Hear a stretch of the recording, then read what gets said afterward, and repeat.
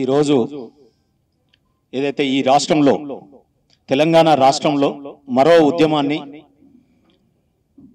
ప్రజలు చేపట్టడంతో ఈరోజు సామాజిక తెలంగాణకై అనేక బీసీ సంఘాలు, అనేక విద్యార్థి సంఘాలు, అడ్వకేట్ సంఘాలు, ఇంటెలెక్చువల్స్, ప్రొఫెసర్స్, మొత్తం అన్ని వర్గాల ప్రజలు ఈరోజు సామాజిక తెలంగాణ కోసం పోరాడుతున్నటువంటి దశలో దీనికి దశ దిశ దిక్సూచిగా ఈరోజు మరి జాజుల శ్రీనివాస్ గౌడ్ గారి సంఘం, అదే రకంగా వారికి తోడుగా ఈరోజు ఈ రాష్ట్రంలోనే ఆనాటి జయశంకర్ ఓల్గే ఈరోజు చిరంజీవులు గారు మరి పెద్ద ఎత్తున సెన్సస్ తీసుకురావడం, లెక్కలతో సహా గణిత శాస్త్రాన్ని ప్రభుత్వం ముందు పెట్టగలిగేటటువంటి ఉద్యమంగా దీన్ని తీర్చిదిద్దడం చిరంజీవులు గారికి, అదే రకంగా మరి కమిషన్ యొక్క గతంలో ఏ రకంగా కమిషన్ రిపోర్ట్స్ ఉండాలి, డెడికేటెడ్ కమిషన్ ఏ రకంగా మరి పనిచేస్తే బాగుంటుందో ఆ సామాజిక తెలంగాణ కోసం అది వారు సూచనలు ఇచ్చినటువంటి వకులాభరణం కృష్ణమోహన్ గారు, అదే రకంగా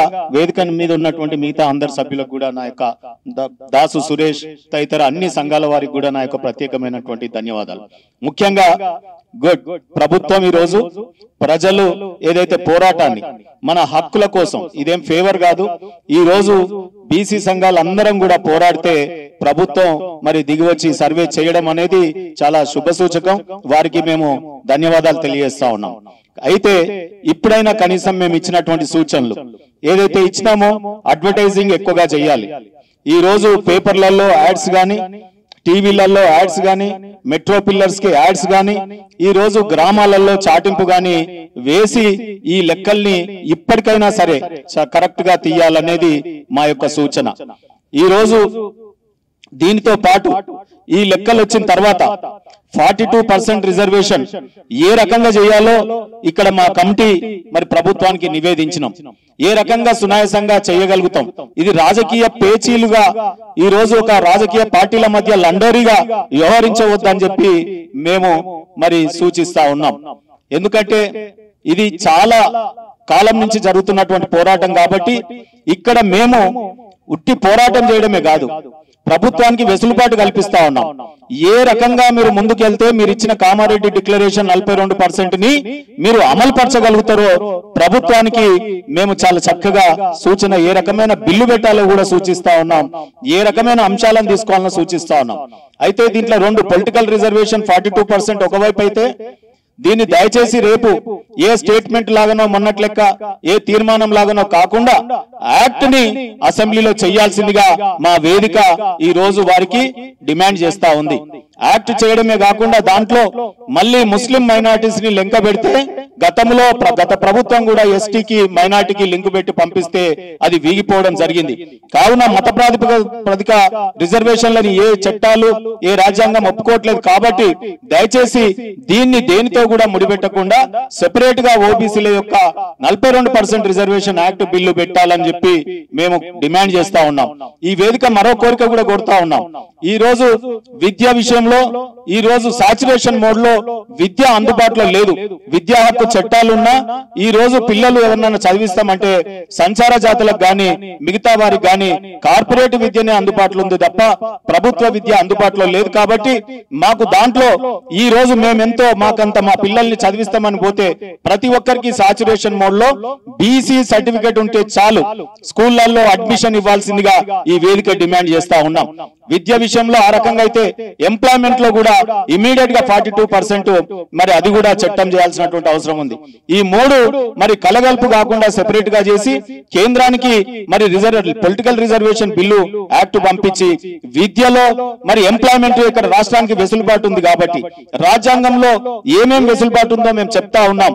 విద్యా సామాజికానికి ఏ రాష్ట్రానికి ఆ రాష్ట్రం మీరు చేసుకోవచ్చు అనేది గతంలో సుప్రీంకోర్టులు చెప్పినాయి, రాజ్యాంగం చెప్తా ఉంది, మరి గతంలో కేంద్ర ప్రభుత్వం కూడా సూచన చేసింది. కాబట్టి విద్యలో మరి ఎంప్లాయ్మెంట్ లో ఈ రాష్ట్రం ఈ వచ్చిన సెన్సస్ ప్రకారం వెంటనే మరి ఆ రకంగా చెయ్యాలని చెప్పి ఈ వేదిక డిమాండ్ చేస్తా ఉన్నాం.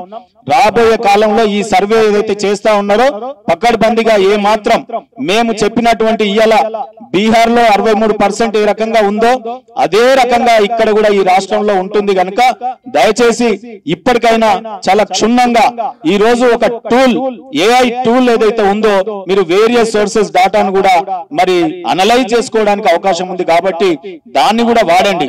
దేశమంతా టెక్నాలజీ వాడుతా ఉన్నారు ప్రపంచ దేశాలు కాబట్టి ఆ టెక్నాలజీని వాడి మా ఇక్కడ ఉన్నటువంటి వేదిక ఏదైతే డిమాండ్ చేస్తా ఉందో దీన్ని అమలు పరచాలని మిగతా రాజకీయ పార్టీలకు కూడా దీనికి సహకరించాల్సిందిగా విజ్ఞప్తి చేస్తా ఉన్నాం. అసెంబ్లీలో ఫ్లోర్ లో ఉన్నటువంటి అన్ని రాజకీయ పార్టీలు కూడా ఈ కులగణన యొక్క యాక్ట్ ను పెట్టినప్పుడు మరి సంపూర్ణమైన మద్దతును కూడా తెలియజేసి మీ రాజకీయాలు పక్కన పెట్టి ఒకరినొకరు పంచాయతీ పెట్టుకొని ఒకరిని తక్కువ చేసి ఒకరిని ఎక్కువ చేసే విధంగా మీరు పోకూడదు. మేము చాలా హానెస్ట్ గా మీకు తెలుసు కదా జాజ్ల శ్రీనివాస్ గౌడ్ గారు ఒక పిలుపునిచ్చినారు హైదరాబాద్ దిగ్బంధం అది మేము వాయిదా వేసుకుంటున్నాం తప్ప ఈ పోరాటాన్ని ఆపట్లేదు. రాబోయే కాలంలో చిరంజీవి గారి సహకారంతో మరి వగ్లాభరణం గారి సహకారంతో మేము రాబోయే కాలంలో ఇంకా మరిన్ని లెక్కల్ని ముందుకు తెస్తా ఉన్నాం. సప్లాన్ నిధులు గత 10 ఏళ్లు 25,000 కోట్లు సంవత్సరానికి అని చెప్పి గత ప్రభుత్వంలో రాలేదు. కనీసం ఈ ప్రభుత్వం ఇచ్చినటువంటి డిమాండ్ కామారెడ్డిలో సంవత్సరానికి 20,000 కోట్లు ఇస్తామన్నారు. దాన్ని కూడా వెంటనే పరిగణలోకి తీసుకోవాలి. దాని మీద కూడా మేము కార్యాచరణ చేస్తా ఉన్నాం. ఈ రోజు అనేకమైనటువంటి కార్యాచరణ రూపొందించుకొని మేము ప్రభుత్వానికి కూడా ధన్యవాదాలు తెలియజేస్తా ఉన్నాం. ప్రత్యేకంగా పొన్నం ప్రభాకర్ గారికి మరి కేకే గారికి కూడా మేము ధన్యవాదాలు తెలియజేస్తా ఉన్నాం. ముఖ్యంగా అనిల్ గారు అక్కడ కార్పొరేషన్ చైర్మన్ గా ఉన్నటువంటి వారు ఎక్స్ఎమ్మెల్యే వారికి కూడా ప్రత్యేకమైన ధన్యవాదాలు ఈ వేదిక ద్వారా తెలియజేస్తా ఉన్నాం. మేము మంత్రి గారిని కలిసి మా కృతజ్ఞతలు కూడా తెలియజేసి రాబోయే కాలంలో సర్వే ఎట్లా జరగాలనో ఈ వేదిక సూచిస్తుంది అని చెప్పి తెలియజేస్తూ జై బీసీ జై సామాజిక తెలంగాణ.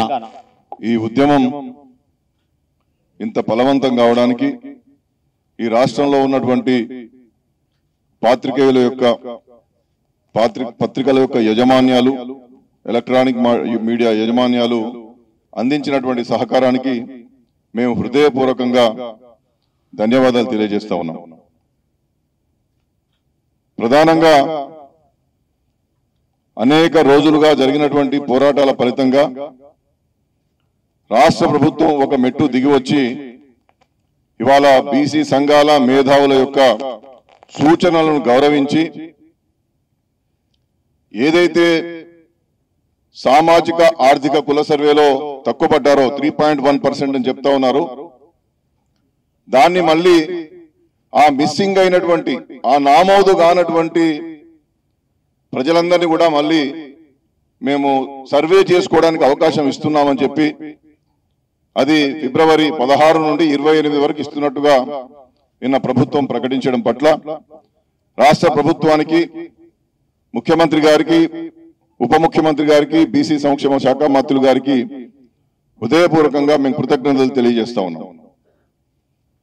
ఇక చేయాల్సినటువంటి కార్యక్రమం మీరు 3.1% తగ్గిందనేటువంటి మాట చెప్తా ఉన్నారు. కానీ హైదరాబాద్ నగరంలో కావచ్చు వివిధ జిల్లాలలో కావచ్చు చాలా మంది తమ యొక్క వివరాలు నమోదు చేసుకోవడానికి సిద్ధంగా ఉన్న స్టిక్కర్లు అంటు పెట్టారు కానీ మా ఇంటికి వచ్చి వివరాలు సేకరించలేదనేటువంటి ఫిర్యాదులు జిల్లా అధికారుల వద్ద ఉన్నాయి. ఆ విధంగా మాబోటి వాళ్ళం చాలా సందర్భాల్లో ఇక్కడ జిహెచ్ఎంసీ పరిధిలో ఉన్నటువంటి జోనల్ కమిషనర్స్ కి మేము ఫిర్యాదు చేయడం జరిగింది. ఎలాగో ఇంత మంచి ఆలోచనతో రాష్ట్ర ప్రభుత్వం ముందుకొచ్చింది కాబట్టి మీరు ఆన్లైన్ ద్వారా చేయమని చెప్పి కోరుతా ఉన్నారు. స్వచ్ఛందంగా టోల్ ఫ్రీ నెంబర్ ద్వారా చేయమని చెప్తా ఉన్నారు. మేమేమడుగుతున్నాం అంటే ఒక ముందు అడుగు వేసి మీరు సమాంతరంగా మళ్ళీ టీచర్ల ద్వారా ఏదైతే ఎక్కడైతే మిస్సింగ్ ఉన్నారో మేము టోటల్ చేయమని కూడా అడుగుతున్నాం. ఎక్కడైతే మిస్సింగ్ ఉన్నారో ఆ మిస్సింగ్ కు సంబంధించినటువంటి వాళ్ళందరినీ కూడా స్వచ్ఛందంగా చేసుకునే వాళ్ళు టోల్ ఫ్రీ ద్వారా మిమ్మల్ని ఆహ్వానిస్తారు, మీరు వచ్చిపోయి చేస్తారు. ఆన్లైన్ లో చేసుకునే వాళ్ళు చేస్తారు. మీ దగ్గర ఉన్నటువంటి మిస్సింగ్ డాటానే కాకుండా ప్రతి ఇంటికి ఏదైతే ఎక్కడెక్కడైతే లోపాలు ఉన్నాయో ఇప్పటికే ఫిర్యాదులు అంది ఉన్నాయో వారి విషయంలో ఇంటింటికి వెళ్ళి మళ్ళీ టీచర్ల ద్వారా ఎనుమరేషన్ చేయించాలని చెప్పి రాష్ట్ర ప్రభుత్వానికి మేము సూచన చేస్తా ఉన్నాం. ఎందుకంటే మీరు స్వచ్ఛందంగా చేసుకోమంటే మళ్ళీ చేసుకున్నటువంటి వాతావరణం ఒకవేళ ఏర్పడింది అనుకోండి, గణాంకాలు ఏమీ మారవు. మీరు సమయం ఇచ్చి కూడా వృధా అవుతుంది. ఒక వారం రోజుల్లో ప్రజలందరూ కూడా అంత పెద్ద ఎత్తున ముందుకు వెళ్ళడానికి అవకాశం లేదు. కాబట్టి మేము ఇంకో మాట కూడా ఏం చెప్తున్నామంటే, ఏ రోజు నుండి ఏ రోజు వరకు మీరు అవకాశం ఇచ్చారు, ఏ పద్ధతిలో చేసుకోవాలి, టోల్ ఫ్రీ ఏమిటి, ఆన్లైన్ ఏమిటి, వెబ్సైట్ ఏమిటి అనేటువంటిది మిగతా విషయాలన్నీ కూడా మీరు ఎక్కడికక్కడ రాష్ట్ర వ్యాప్తంగా అడ్వర్టైజ్మెంట్స్ ఇవ్వాలి, దినపత్రికల్లో ఎలక్ట్రానిక్ మీడియాలో అడ్వర్టైజ్మెంట్స్ ఇవ్వాలి, జిల్లా కలెక్టర్ల ద్వారా కూడా జిల్లాలలో బహుళ ప్రచారం చేసి ఈ యొక్క 16 నుండి 28 వరకు ఒక పెద్ద ఉద్యమంలా, ఒక సామాజిక ఉద్యమంలా ప్రభుత్వం అంతా కూడా నిమగ్నమై రాష్ట్ర మంత్రులు, శాసనసభ్యులు, శాసన మండలి సభ్యులు, లోకసభ సభ్యులు, ప్రజాప్రతినిధులుగా ఎవరైతే ఉన్నారో వారందరినీ కూడా ఎక్కడికక్కడ వారి వారి కాన్స్టిట్యూన్సీలలో ఉండి పెద్ద ఎత్తున జనాభా నమోదయ్యే విధంగా, కుల వివరాలన్నీ కూడా నమోదయ్యే విధంగా తప్పనిసరిగా ముందుకు తీసుకుపోవాలి. ఒక పవిత్ర యజ్ఞంలా ముందుకు తీసుకుపోవడానికి రాష్ట్ర ప్రభుత్వం కృషి చేయాలని చెప్పి నేను మనవి చేస్తా ఉన్నాను. మరొక ప్రధానమైన అంశం, మీరు గత నవంబర్ నెలలో 49 జీవో ద్వారా ఈ రిజర్వేషన్లను ఖరారు చేయడానికి వెంకటేశ్వరరావు గారి కమిషన్ వేసింది. ఆ జీవోలో మీరు ఏం చెప్పినారంటే, ఆనాడు వెంకటేశ్వరరావు గారి కమిషన్ ఏదైతే డెడికేటెడ్ కమిషన్ ఉందో జీవో 49 లో 4th November 2024 మీరు ఒక నెలలో రిపోర్ట్ ఇవ్వమని చెప్పారు. అది నెలలో పని అయ్యేది కాదు. మొత్తం రాష్ట్రం అంతా సమగ్రంగా అధ్యయనం చేసిన తర్వాత స్థానిక సంస్థల్లో ఎస్సీ, ఎస్టీ, బీసీలకు, ప్రధానంగా బీసీలకు ఎంత శాతం రిజర్వేషన్లు ఇవ్వాలని చెప్పి చాలా లోతైన అధ్యయనం చేసిన తర్వాత నివేదిక ఇవ్వాలి. సరే, మీరు నెల రోజులంటే ఆయన మొన్న 10వ తేదీన భూసాని వెంకటేశ్వరరావు గారి కమిషన్ రాష్ట్ర ప్రభుత్వానికి నివేదిక ఇచ్చింది. ఇదంతా నేను ఎందుకు చెప్తా ఉన్నానంటే, 4 నెలల సమయం తీసుకుని వారు నివేదిక ఇచ్చారు. మరి మళ్ళా మనం ఇప్పుడు ఈ సమగ్ర కుల సర్వేలో మళ్ళీ వివరాలన్నీ కూడా నమోదు చేసుకోమని చెప్తా ఉన్నాం. ఈ డాటా వివరాలన్నీ వెంకటేశ్వరరావు గారి కమిషన్కి ఇస్తే, డెడికేటెడ్ కమిషన్కి ఇస్తే, వారు చేసిన అధ్యయనము ఈ గణాంకాల్లో ఉన్నటువంటి అన్ని కుల వివరాలను సమగ్రంగా అధ్యయనం చేసి వారు రాష్ట్ర ప్రభుత్వానికి నివేదిక ఇచ్చే అవకాశం ఉంటుంది. కానీ వారు ఇప్పటికే నివేదిక ఇచ్చారు. కాబట్టి దాన్ని మరి ఆ నివేదికను బయలుపరిచి మరి అందరితో చర్చలు ఎట్లా చేస్తారు, నిపుణులతో, దాంట్లో నిష్ణాతులైన వాళ్ళ ముందు పెట్టి ఆ నివేదిక సమగ్రంగా ఉందా, ఆ నివేదికలో ఏమైనా లోటుపాట్లు ఉన్నాయా, దిద్దుబాటు చర్యలు చేసుకోవాలనేటువంటి దాని మీద చాలా సమగ్రంగా దాని మీద చర్యలు తీసుకోవాల్సినటువంటి అవసరం ఉంది. అంతేకాకుండా ఇవాళ గమనించాల్సింది, బీసీ కమిషన్ అంటే 3 సంవత్సరాలు ఉంటుంది, దానికి టెన్యూర్ 3 years. ఈ టైం బౌండ్ తో ఉన్నటువంటివి ఎట్లుంటాయంటే కాల పరిమితితో కూడుకొని ఉంటాయి. మీరు నవంబర్ 4వ తేదీన ఇచ్చినటువంటి వెంకటేశ్వరరావు గారి కమిషన్ నెల రోజుల్లో నివేదిక ఇవ్వమని చెప్పారు తప్ప ఆ కమిషన్ యొక్క కాల పరిమితి 6 నెలలు ఉంటుందా, 3 నెలలు ఉంటుందా, సంవత్సరం ఉంటుందా అనేటువంటిది స్పష్టంగా 49 జీవోలో చెప్పలేదు. మరి వారు ఆల్రెడీ వారు నివేదిక ఇచ్చారు. కాబట్టి వాళ్ళ ఆ కమిషన్ ఫోర్స్ లో ఉందా లేదా అనేటువంటిది అదొక ప్రశ్నార్థకరంగా మారుతుంది. కాబట్టి డెడికేటెడ్ కమిషన్ ఇచ్చినటువంటి నివేదిక బహిర్గతపరిచి దాని మీద సుదీర్ఘంగా నిపుణులతో చర్చించాలి. దాని యొక్క భూసాని వెంకటేశ్వరరావు గారి కాల పరిమితికి సంబంధించి స్పష్టమైనటువంటి ఇన్ని నెలలు ఇచ్చాము, సంవత్సర కాలం ఉంటుందనేటువంటి విషయాన్ని ప్రభుత్వం చెప్పాలని చెప్పి, ప్రభుత్వం విస్పష్టంగా ప్రకటించాలని చెప్పి నేను మనవి చేస్తా ఉన్నా. అంతేకాకుండా మేమందరం ఏం కోరినామంటే ప్రభుత్వాన్ని, మరి సర్వేకు సంబంధించినటువంటివి చాలా డాటా వస్తుంది, ఆ రా డాటాను పట్టుకొని మీరు బిల్లు పెట్టి చట్టం చేస్తే అది సమగ్రంగా ఉండదు. అందుకని మేము కోరింది ప్రభుత్వాన్ని ఏంటంటే, ఆ మెటీరియల్ వచ్చిన తర్వాత, ఆ గణాంకాలు వచ్చిన తర్వాత విద్య, ఉద్యోగ, ఆర్థిక, సామాజిక, రాజకీయ రంగాల్లో ప్రజల యొక్క స్థితిగతులు ఏ విధంగా ఉన్నాయని చెప్పి సమగ్రంగా అధ్యయనం చేయడానికి ఒక నిపుణుల కమిటీ వేయమని చెప్పి, సలహాదారుల కమిటీ వేయమని చెప్పి మేమందరం కూడా గతంలోనే రాష్ట్ర ప్రభుత్వానికి విజ్ఞప్తి చేశాం. కాబట్టి సర్వేను రీసర్వే అనేటువంటిది మిస్సింగ్ అయినటువంటిది, మొత్తం టోటల్ సర్వే కాదు. ప్రజలు దీన్ని గమనించాలి. 16వ తారీఖు నుండి 28వ తారీఖు ఇచ్చేటువంటి ఏదైతే వెసులుబాటు ఉందో, మా ఇంటికి వచ్చినప్పుడు చూసుకున్నాంది అనుకోదు. ప్రభుత్వం ఒక మంచి ఉద్దేశంతో పెద్దలందరూ చెప్పినప్పుడు దాన్ని మన్నించి ముందుకు వచ్చింది. కాబట్టి ప్రతి ఒక్కరం కూడా ఈ యొక్క సర్వేలో పాల్గొని మన యొక్క వివరాలు ఇవ్వాలి. ఆ వివరాలు ఇవ్వకపోతే మనం ఏం కులమో, మనం ఎక్కడ బతుకుతున్నామో అనేటువంటి వివరాలు ప్రభుత్వం చేసినప్పుడు నమోదు చేసుకోకపోతే మన ఉనికి కోల్పోయే ప్రమాదం ఉంటది. కాబట్టి దయచేసి ప్రజలందరూ కూడా మనవి చేస్తా ఉన్నా, ఆన్లైన్ లో చేసుకోండి, టోల్ ఫ్రీ చేసుకోండి. మీరు మీకున్నటువంటి గ్రామ పంచాయతీ కావచ్చు, మండల పరిషత్ కావచ్చు, మున్సిపల్ కావచ్చు, ఎక్కడికక్కడ ప్రజలు స్వచ్ఛందంగా వెళ్లి క్వశ్చనర్ తీసుకొని ఫిలప్ చేసి ఇచ్చిరండి. మేము కోరుతున్నట్టుగా, మేమందరం కూడా కోరుతున్నట్టుగా, ఒకవేళ ప్రభుత్వం మళ్ళీ ఇంటింటికి టీచర్లను పంపించి సర్వే చేస్తే మరీ మంచిది.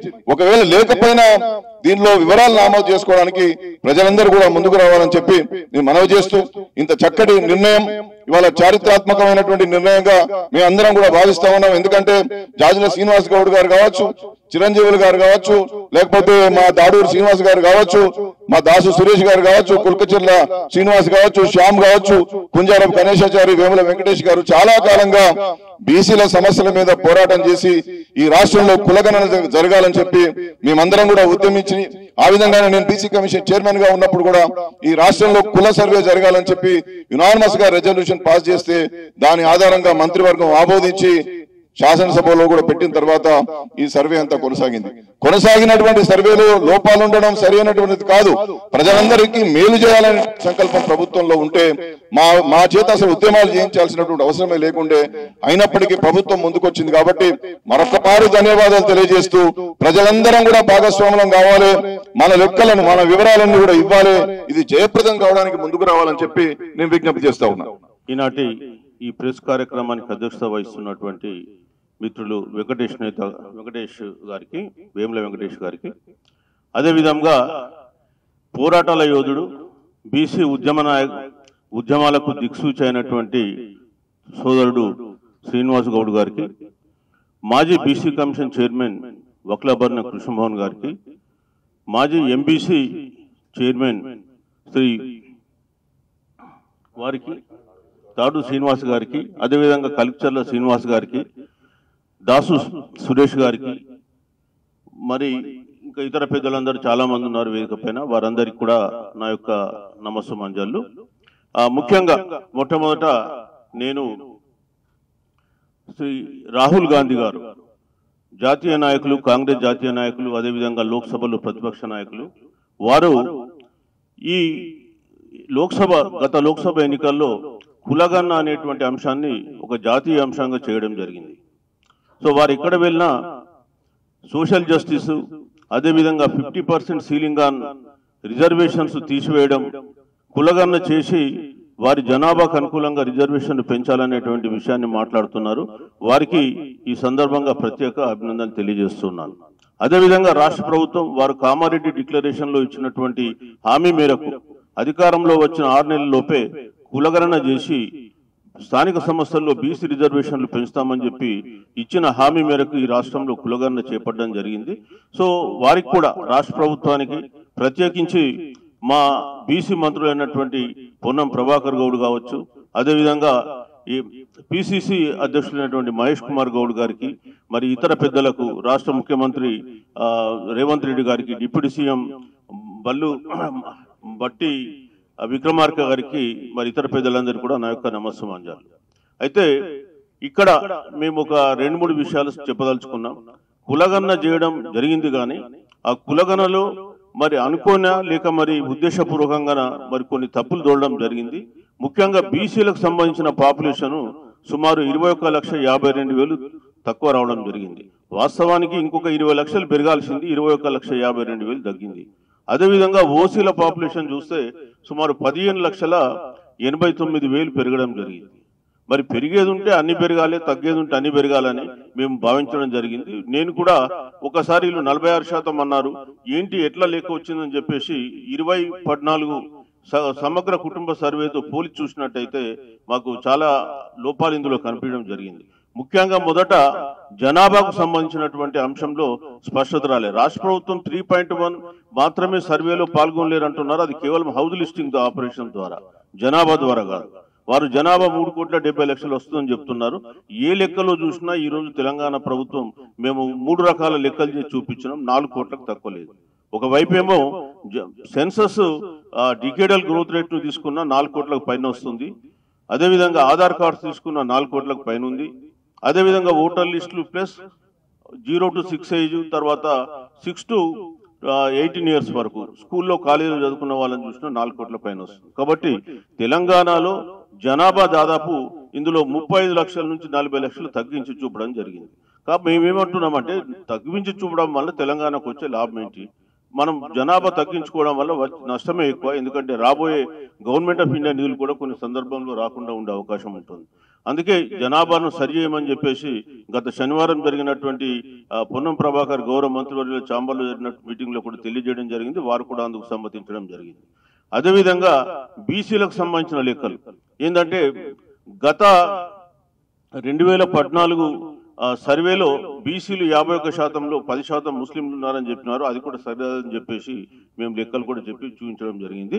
సో ఎట్టకేలకు రాష్ట్ర ప్రభుత్వం ఇవాళ సమ్మతించి మా డిమాండ్కు సమ్మతించి ఈ మళ్ళీ తప్పిపోయిన అంటే ఇప్పటి వరకు సర్వేలో లేనటువంటి వాళ్ళ కొరకు మళ్ళీ ఫ్రెష్గా వాళ్ళు నమోదు చేసుకునే అవకాశం కల్పించినందుకు వారికి ప్రత్యేకంగా అభినందన తెలియజేస్తున్నాం.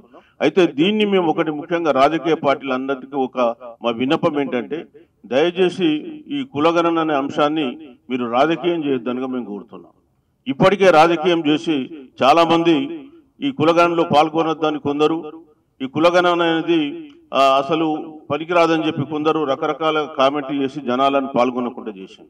మేము ఇప్పటికైనా మిమ్మల్ని కోరేది ఏంటంటే ఈ కులగణనలో మీరు కూడా పాల్గొనండి, అదేవిధంగా పాల్గొని వాళ్ళని కూడా పాల్గొనేలాగా చేయండి, కానీ రాజకీయం మాత్రం చేయొద్దని చెప్పి కోరుతున్నాం.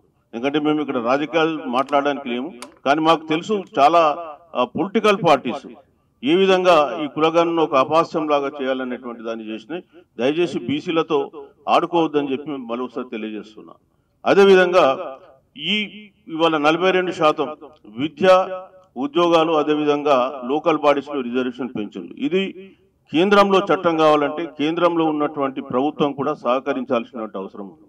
కాబట్టి మేము కోరేది ఏంటంటే ఇక్కడ అన్ని political parties irrespective of their affiliation and వాళ్ళ యొక్క సిద్ధాంతాన్ని పక్కన పెట్టి కొద్దిగా బీసీల కొరకు, ఎందుకంటే చాలా కాలం తర్వాత బీసీలకు ఈ 42% రిజర్వేషన్ పొందేటువంటి ఒక అవకాశం వస్తుంది. ఓన్లీ తమిళనాడులో మట్టుకే ఈ దేశంలో 50% రిజర్వేషన్ వారికి అమల్లో ఉంది.